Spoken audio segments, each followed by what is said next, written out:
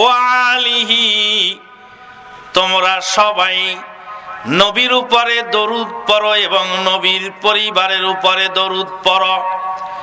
শেখ সাদি রহমাতুল্লাহ আলাইহি দরুদ পড়ার জন্য নির্দেশ দিয়ে দুনিয়া থেকে বিদায় হয়ে চলে গেলেন। নিজে কিন্তু দরুদ এই কবিতার মধ্যে পড়েন নাই। কবিতার পুরাটা পড়েও ওর মধ্যে দরুদ পাওয়া যায়নি। তিনি বললেন সাল্লু আলাইহি ওয়া আলিহি, তোমরা সবাই নবীর উপরে এবং নবীর পরিবারের উপরে দরুদ পড়ো। 30,000 টাকা দিয়ে বক্তা দাওয়াত করে আনলাম। বক্তা সাহেব বললেন সাল্লু আলাইহি ওয়া আলিহি। বক্তা সাহেব যা বললেন তার মানে হলো তোমরা সবাই নবীর উপরে এবং তার পরিবারের উপরে দরুদ পড়ো। শেখ সাদি পড়তে বলে মারা গেলেন। এবার আমরাও বক্তা সাহেব জনগণকে পড়তে বললেন।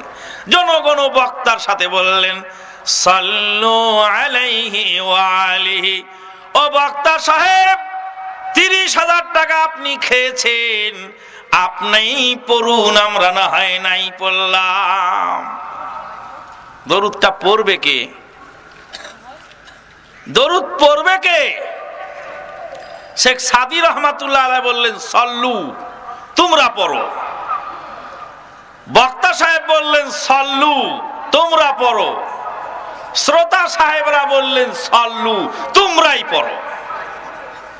তো একে অপরকে তো খালি পড়তেই বললাম, দরুদটা পড়বে কে? কি বুঝা গেল? দরুদ কেউ পড়েনি। যত লোক কবিতা পড়ছে তত লোক কবিতার মধ্যে একে অপরকে শুধু আহ্বান জানায় গেছে, কিন্তু কেউ পড়ে নাই, কেউ পড়ে নাই। আল্লাহু আকবার। সুতরাং রহমত আসবে কোত্থেকে? রহমত আসার পথ আমরা বন্ধ করে দিয়েছি। আপনারা কি আমার কথা বুঝতে পারতেছেন? রাগ হয়ে যাচ্ছেন না তো? আবার লাঠি ফেন্দা নিয়ে আসলে তো আবার বিপদ। চলবে কথা কিছু খানিকটা। আপনি যেটা জানেন ওটা তো আমি বলতে আসিনি।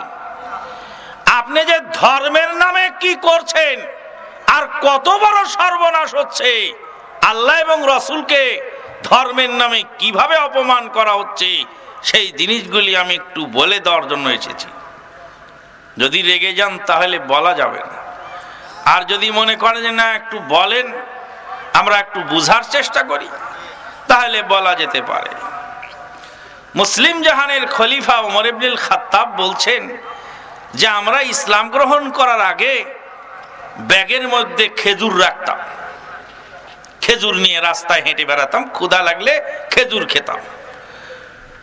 ঝড় তুফান উঠলে মরুভূমির মধ্যে দেবতা কোথায় পাওয়া যাবে? দেবতা তো পাওয়া যায় না। ব্যাগের ভিতর থেকে খেজুর বের করে খেজুরকেই দেবতা বানাইয়া খেজুরের পূজা করতাম। তারপরে যখন তুফান চলে যেত তখন ওই খেজুর নামক দেবতাকে আবার খেয়ে ফেলতাম। ইসলাম গ্রহণ করার পরে বুঝলাম যে কত বড় বেহুদা ছিলাম।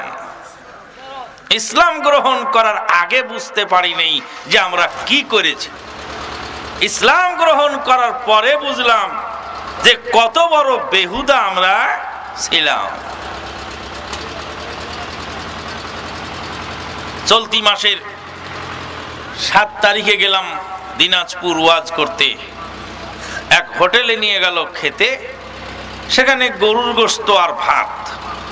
বললাম যে বাবা গরুর গোশত আমার চলে না, খাইলেও 2-1 টুকরা খাওয়া যাবে, অন্য তরকারি লাগবে।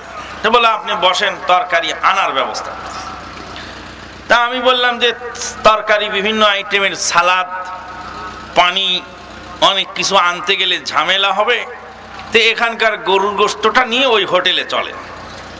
তো একটা প্লেটে করে গরুর গোশত নিয়ে ওই মাছওয়ালা হোটেলে যাওয়া হলো। যে এখানে গরুর গোশত আর ওখানকার মাছ একসাথে মিক্স করে খাওয়া।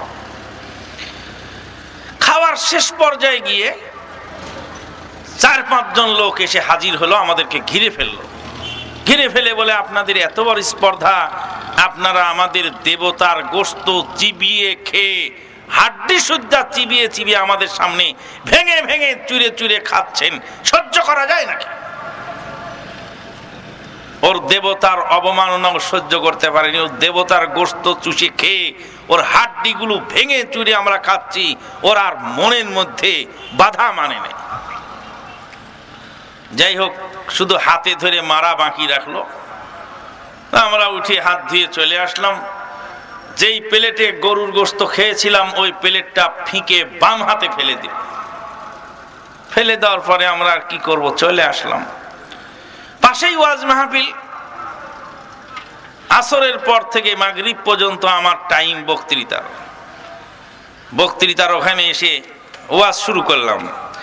বললাম, গরুর গোশত খাওয়া হারাম, গরুর চামড়া দিয়ে জুতা বানাইলে পরতে লাগে বড়ই আরাম। গরুর গোশত খাওয়া হালাল না হারাম হিন্দু ধর্মে? কথা বলেন না কেন? গরুর গোশত খাওয়া হিন্দু ধর্মে হালাল না হারাম? হারাম। কারণ গরু হলো দেবতা, দেবতার গোশত খাইলে দেবতার মান যায় না? মান থাকে? মান যায়, অবমাননা করা হয়। গরুর গোশত খাওয়া হারাম, গরুর চামড়া দিয়ে জুতা বানাইলে পরতে লাগে বড়ই আরাম। আপনার ধর্মে লেখা আছে গরুর গোশত খাওয়া হারাম, কিন্তু আপনার ধর্মে তো এ কথা লেখা নেই যে গরুর চামড়া দিয়ে জুতা বানাইলে পরা ওটাও হারাম।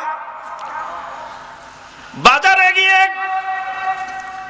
গরুর গোশত আর খাসির গোশতর পার্থক্য করে বেড়াও, কিন্তু জুতার দোকানে গিয়ে জিজ্ঞেস করো না কোনটা গরুর চামড়ার আর কোনটা খাসির চামড়ার। যেই দেবতার গোশত খেলে দেবতার অবমাননা হয়, যেই দেবতার গোশত খেলে দেবতার অবমাননা হয়, যেই দেবতার গোশত খেলে দেবতার অবমাননা হয়, সেই দেবতার চামড়া দিয়ে জুতা বানিয়ে রাস্তা দিয়ে হেঁটে বেড়ালে দেবতার অবমাননা হয় না কেন? জবাব দাও।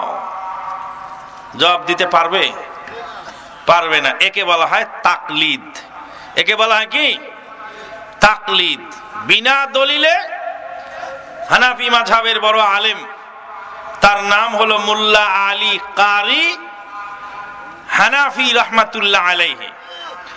মোল্লা আলী কারি হানাফি রহমাতুল্লাহ আলাইহি তিনি লিখেছেন, কবুলু কওলিল গায়রি বিলা দালিলিন, অপরের কথাকে বিনা দলিলে মেনে নেওয়ার নাম হলো তাকলিদ।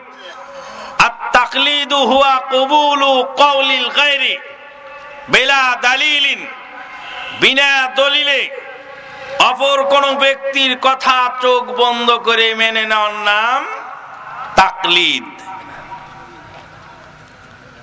আর দলিল সহ প্রমাণ সহ কোন লোকের কথা মেনে নিলে তার নাম ইত্তিবা। এই তাকলিদটা হলো পৃথিবীর বুকে সবচেয়ে মহামারী রোগ, যেই রোগের কারণে জাতি ধ্বংস হয়েছে। রাজনৈতিক নেতা নেত্রী যা বলছে অনুসারীরা তাই মানছে, জিজ্ঞাসা করে না স্যার কেন করতে হবে।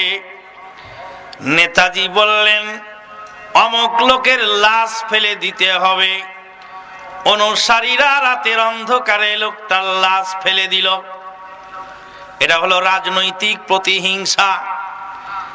নেতাকে জিজ্ঞাসা করে না জনগণ কেন লোকটার লাশ ফেলতে হবে। নেত্রীর সামনে কথা বলার অধিকার জনগণের নাই, নেতার সামনে কথা বলার অধিকার জনগণের নাই, পীর সাহেবের সামনে জনগণের